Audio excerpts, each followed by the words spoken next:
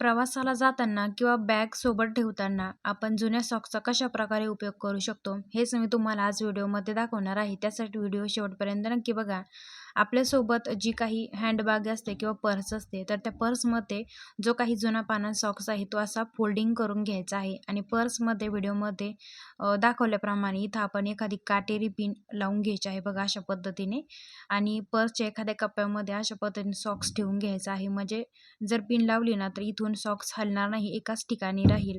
तर ह्या सॉक्समध्ये तुम्ही घराच्या ज्या काही चाव्या आहेत, गेटच्या चाव्या आहेत, तुमच्या घरातील ज्या काही चाव्या तुम्ही सोबत ठेवता, तर त्या बऱ्याच वेळा काय करतात ना, महिला पर्समध्ये अशाच मोकळ्या टाकून देतात आणि मग त्या चाव्या लवकर काही पर्समध्ये सापडत नाही. तर अशा वेळी तुम्ही ना जुन्या सॉक्स याच्यामध्ये ठेवून त्या सॉक्समध्ये जर तुम्ही चाव्या ठेवल्या किंवा ज्या काही काटेरी पिन आहेत किंवा ज्या काही क्लिप आहेत, त्या अशा पद्धतीने जर ठेवल्या, तर ते लवकरच सापडतील. तर ही ट्रिक जर तुम्हाला आवडली असेल तर लाईक करा, शेअर करा आणि कमेंट करून सांगायला विसरू नका.